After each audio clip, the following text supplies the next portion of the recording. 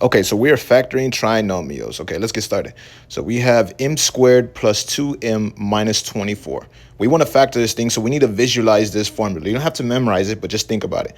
I am analyzing a, the thing in front of m squared. Okay, now a happens to be 1 because there is no number there. Okay, now it's very important because when we start trying to factor this thing, we kind of want to look at that first. So since a is equal to 1, I'm going to attempt to factor this thing by opening up two sets of parentheses. We're going to put our equal sign right there. We're going to open up two sets of parentheses. We're going to put m and m.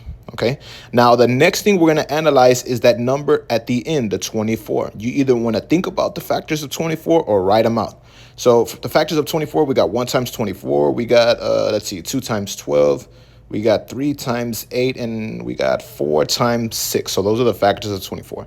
I need to make that thing in the middle, 2.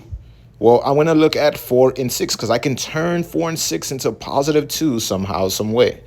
So what I'm going to do now is I'm just going to put those things in a corner, and I'm actually going to try to make a positive 2. Well, I would need a minus 4, and I would need a plus 6.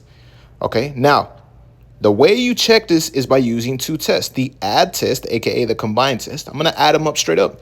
Well, I got negative 4 plus 6. That gives me a positive 2. So it checks out that test. The second test I'm going to do is the multiplication test. It's not to multiply the whole thing out. You could if you want, but you're just going to multiply those two numbers at the end at face value. Well, we have negative 4 times positive 6 gives me the negative 24 to the right side. So in this case, it checks out both of those tests. Now, since it checks out both of those tests, we can say that m squared plus 2m minus 24 factors into m minus 4 times m plus 6. Okay, now at the end, if you're still not sure, you can multiply this whole thing out using the FOIL method. That's entirely up to you, but that's how you do this method. And as always, go ahead and comment your questions, your concerns down below, and thanks for watching.